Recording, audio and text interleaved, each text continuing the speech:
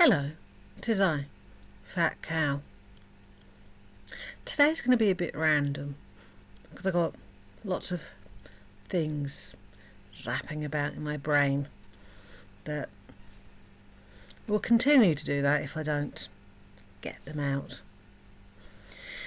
Firstly, did Anne Boleyn, back when she was with Crystal, upload a vlog where she played choosy with herself with earrings, and it was studs, a big tray of studs, and she explained how she would put them into two piles and then compare one to another from each pile and choose the best from each pile. So this one or this one, is this one better or this one better?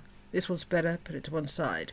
Do that for the entire pile, and then get the pile of the better ones, and then do it again until she got down to the final survivor, and that was the best earring out of the lot.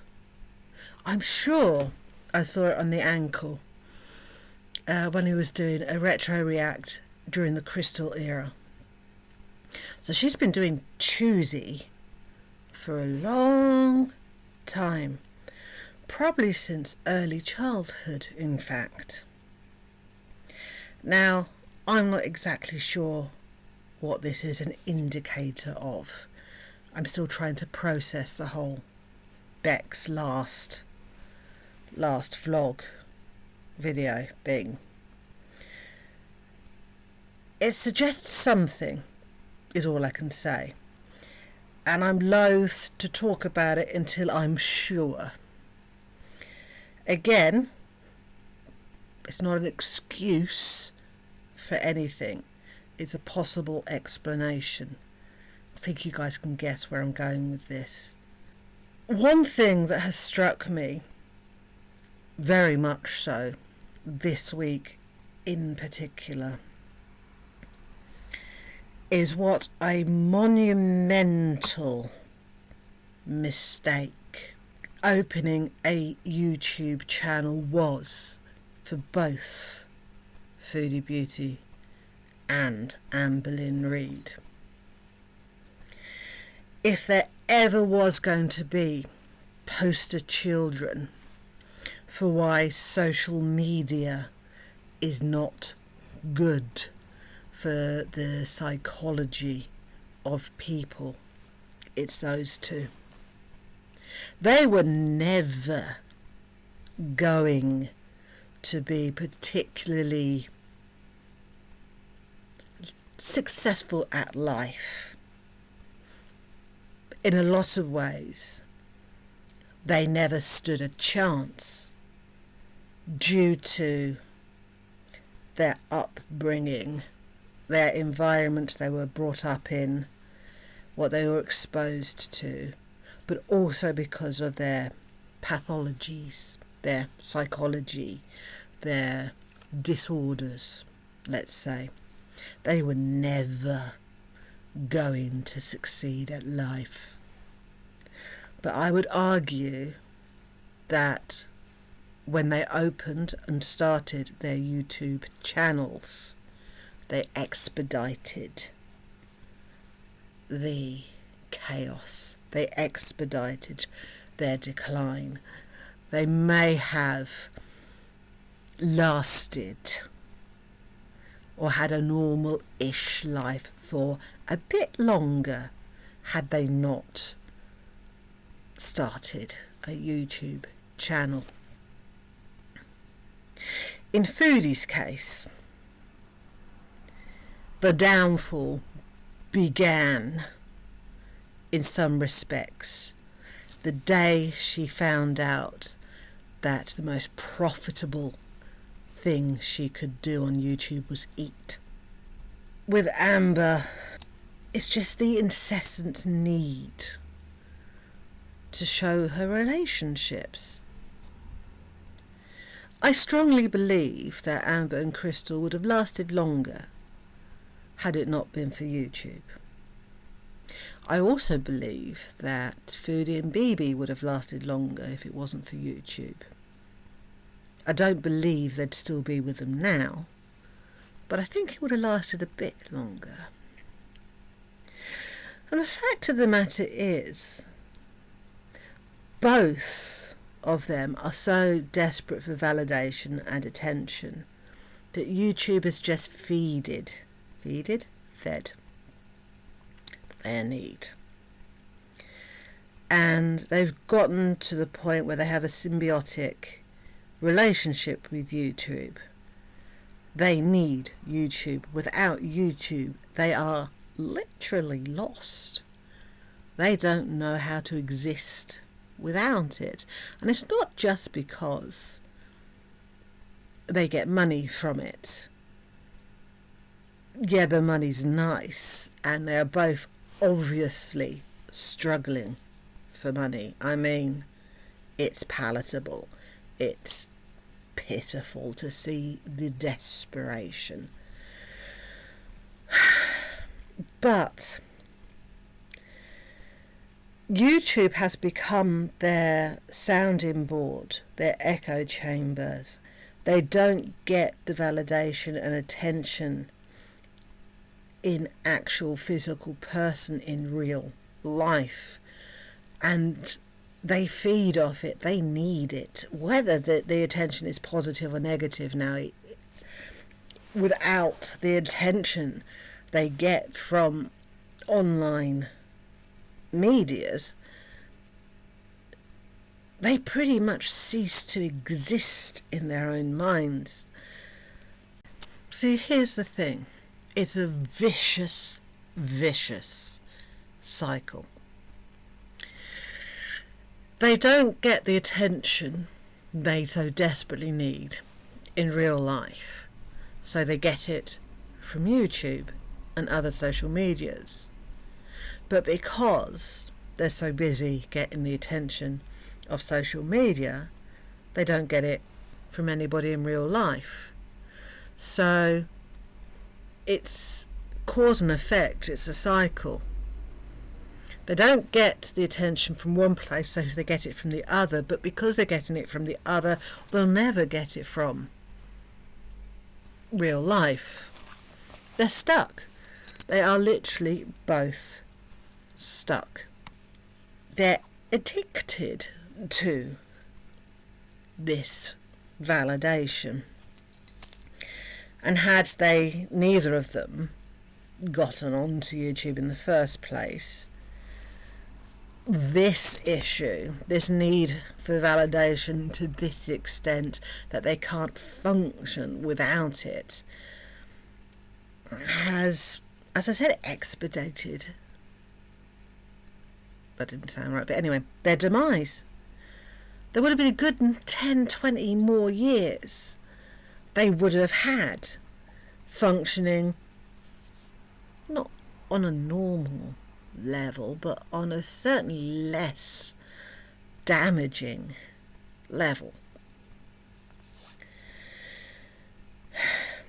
There are some people who should not have access to the entire internet audience.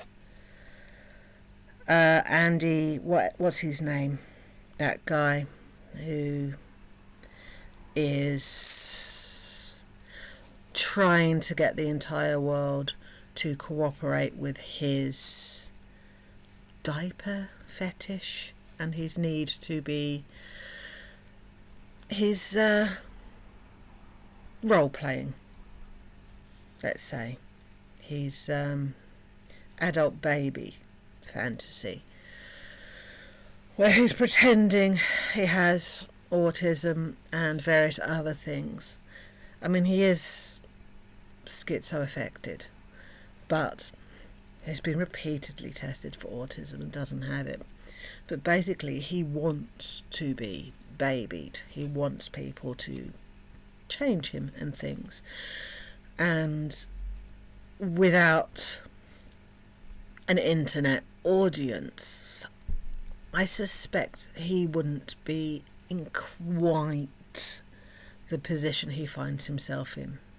The same with Daniel Larson. The same with Chris Chan.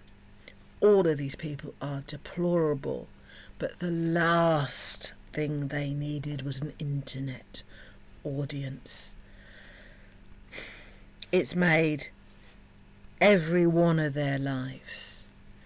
Foodie, Amber, Daniel, Andy, Chris, World of T-shirts, Cyrex, JFC, King Cobra or whatever. All of these people made a fatal mistake when they decided to go online. And although none of their lives would have been successful, let's say, for want of a better word, they would have been slightly less damaged.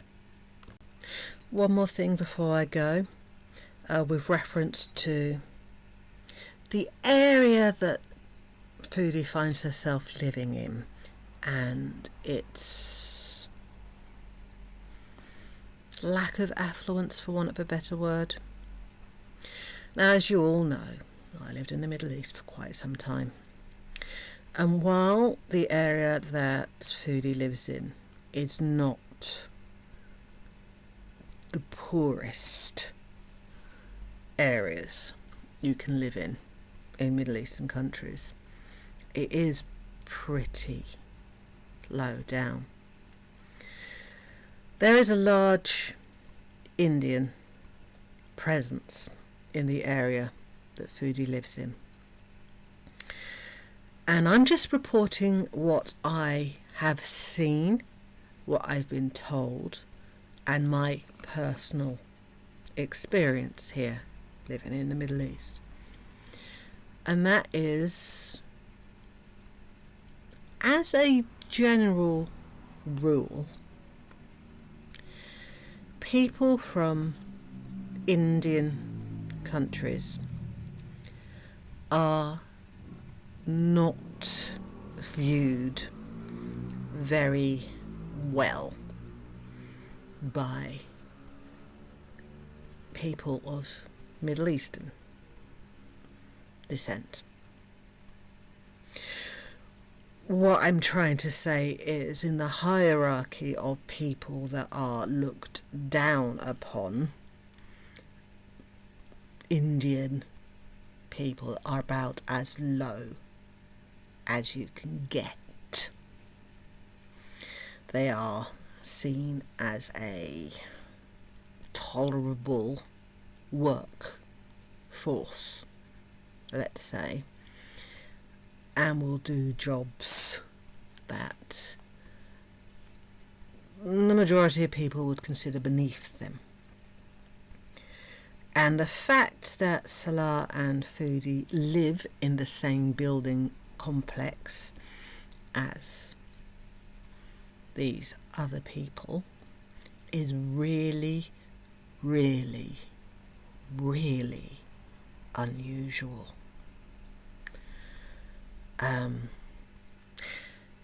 If it was possible for Salah and Foodie to live anywhere that would be considered acceptable for a Middle Eastern or expat couple,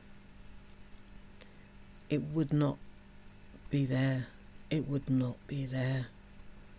It's a dodgy area where dodgy things can be gotten away with, such as, I don't know, living together when you're not actually legally married.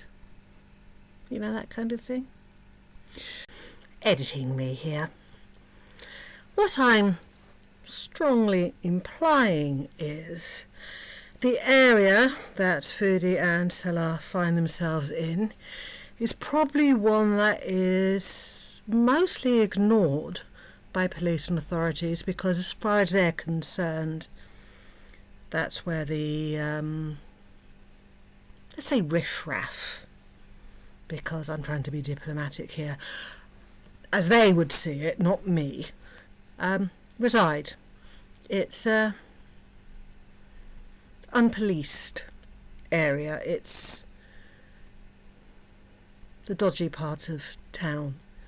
You know, we'll ignore that bit. It's nothing to do with us bit.